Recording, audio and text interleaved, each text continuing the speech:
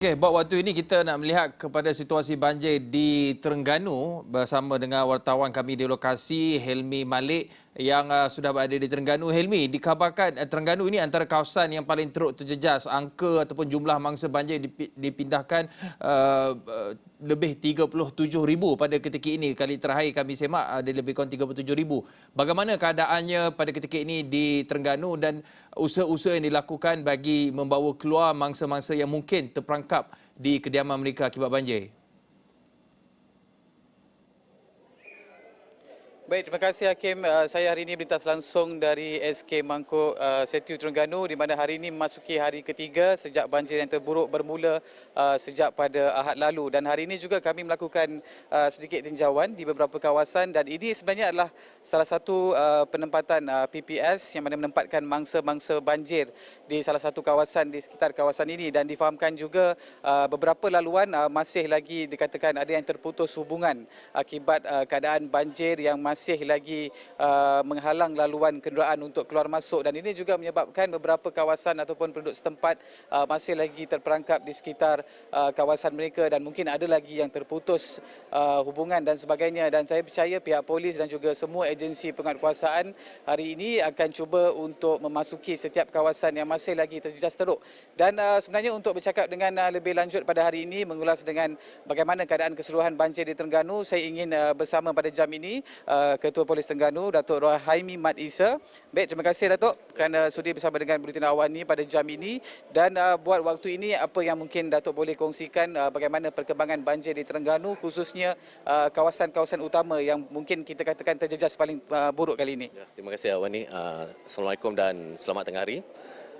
Ini adalah merupakan tinjauan hari kedua saya bersama pasukan untuk memantau keadaan sebenar di kawasan-kawasan yang terlibat terjejas banjir yang teruk seperti di Setiu ni.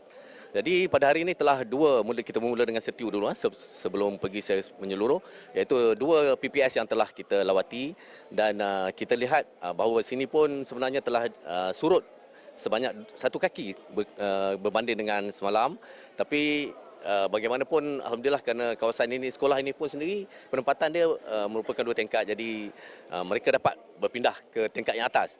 Manakala setengah PPS terpaksa direlocate semula, iaitu berjumlah 15 PPS yang terpaksa kita pindahkan semula sepanjang tempoh 2 hari ini.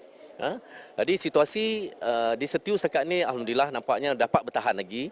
Bagaimanapun kita lebih bimbang sekiranya hujan berterusan lagi pada malam ini dan bertambah dengan air pasang besar, maka ia mungkin akan terjadi lagi peningkatan semula yang akan memutuskan semula hubungan kita dengan Besut. Sekarang ni alhamdulillah untuk kenderaan berat boleh kita daripada sini bergerak ke Besut untuk bagi tujuan saluran makanan dan sumber manusia. Dan kita juga di samping itu telah mendapat bantuan daripada ECRL yang mana kita sebelum ni memang mengharapkan sangat jentera-jentera besar ni dan ECRL telah memberi 16 pinjaman 16 kenderaan pengangkut mereka untuk bagi tujuan meredah laluan air yang deras ke kawasan-kawasan yang tidak boleh kita lalui sebelum ni. Jadi ini banyak melegakan pasukan penyelamat.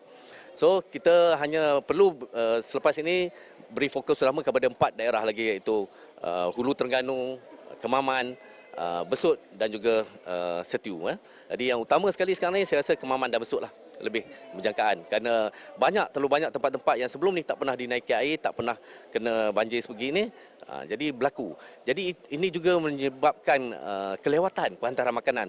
Kita dengar pasukan penyelamat juga pihak DO banyak mendengar rintihan ataupun sungutan, komplain daripada masyarakat tentang perkara ini. Sebenarnya bukan, kita dah rancang semuanya, makanan ada, cuma hendak melalui kawasan-kawasan tertentu itu saja mengambil masa.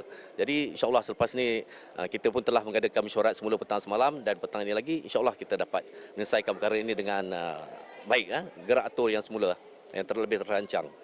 Ya. Okey, baik. Datuk tadi ada mengulas mengenai dengan keadaan di Hulu Terengganu, di Kebaman, mana kita lihat keadaan di situ mungkin lebih kritikal daripada segi terkesannya akibat banjir. Tapi dalam masa yang sama, bagaimana pula daripada segi skop penugasan, mungkin ada pertambahan anggota dan sebagainya berbanding pada hari awal kejadian banjir ini berlaku? Sebenarnya pada semalam memangnya saya pun telah dihubungi oleh OSPD berkenaan mengatakan keletihan sebagainya lah, maksudnya perlukan keanggotaan tambahan, tapi kita tidak mampu nak bergerak. Kita di IPK kita ada tim standby lagi ramai, tapi untuk semalam memang terputus. So hari ini kita akan gerakkan elemen-elemen kita yang reserve ni kepada daerah masing-masing yang memerlukan bantuan tersebut, insyaAllah. Jadi jumlah keseluruhan pasukan polis dan juga lain-lain agensi penyelamat setakat ni melebihi 3,000 lah di Terengganu ni. Ya. Okey Datuk, mungkin tadi juga kawasan-kawasan tumpuan, jadi daripada segi penugasan mungkin ada hotspot tertentu yang akan ditempatkan anggota untuk mungkin kita beri perhatian yang lebih di kawasan yang lebih terjejas, mungkin boleh Datuk nak kongsikan? Sebenarnya kita bergantung pada keperluan semasa, iaitu peningkatan ni macam saya katalah tidak diduga. Jadi semua OCPD telah mengenal pasti kawasan mana-mana. Jadi dia akan maklum pada kita dan kita akan bagi penambahan untuk kawasan-kawasan baru tersebut daripada sini. Jadi setakat ni masih lagi maintain yang mana sedia ada, mungkin terus dikekalkan. Contohnya kalau di Setiu ni keadaan sekiranya tidak melibatkan hubungan jalan raya terputus, tidak ada masalah. Jadi hubungan jalan raya terputus. Jadi keanggotaan kita lebih utamakan sekarang ni poin-poin sekatan laluan air ni, laluan air deras. Itu kita bagi keutamaan supaya OCPD tumpukan tempat tersebut supaya tidak ada berlaku malapetaka di mana kenderaan lalu lalang ni yang tercuai melalui kawasan tersebut. Jadi kita akan letak papan tanda wajarnya bersama pihak daerah sendiri. Ya? Itu keutamaan kita lah. Mana lebih pada kenderaan yang melalui jalan. Kerana lain setakat ini alhamdulillah daripada segi keselamatan mereka semua saya dimaklumkan tidak ada lagi lah menjadi mangsa yang betul-betul terpinggir atas faktor kritikal keselamatan tu. Ya? Okey Datuk, macam biasalah pesanan ringkas khususnya untuk anak kanak-kanak budak-budak waktu banjir ni, apa mungkin peringatan? Biasanya kalau jadi banjir ni jadi budaya pula mereka bermandi-manda, ada yang mungkin lebih berseronok, tapi apa yang perlu ditekankan ketika musim banjir ni? Itulah setelah 3 daerah saya lawati situasinya sama, iaitu kanak-kanak mengambil kesempatan untuk memandi swimming pool percuma ni.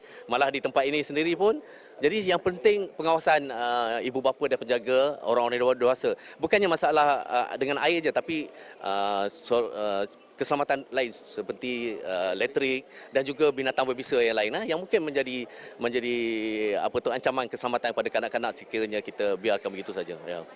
Okey, baik. Terima kasih Datuk atas perkongsian itu tadi. Dan itulah dia antara sedikit sebanyak perkongsian mengenai dengan perkembangan banjir di Terengganu. Dan kalau saya nak kongsikan juga, kalau nak lihat bagaimana struktur pusat pemindahan sementara yang dimaksudkan ini adalah merupakan sekolah SK Mangkuk. Kalau dapat dilihat di sebelah atas sana, mungkin ini merupakan satu kelebihan buat PPS di sini di mana menempatkan mangsa di tempat yang lebih tinggi, maka mereka tidaklah begitu terjejas dengan keadaan banjir di kawasan ini. Dan bagaimanapun kalau anda dapat lihat paras air seperti yang saya kongsikan ini masih lagi berada di paras Buku Lali, tidaklah begitu teruk, mungkin tidak begitu tinggi daripada segi keadaan takungan banjirnya. Bagaimanapun saya percaya seperti yang dikatakan tadi, ada lagi beberapa lagi lokasi lain yang masih lagi berada pada paras air yang agak tinggi, yang pastinya pihak penguatkuasa akan berikan tumpuan ataupun perhatian yang lebih, terutamanya mencakap dengan bantuan makanan, keperluan mangsa-mangsa, dan juga pastinya ada yang telah pun kerosakan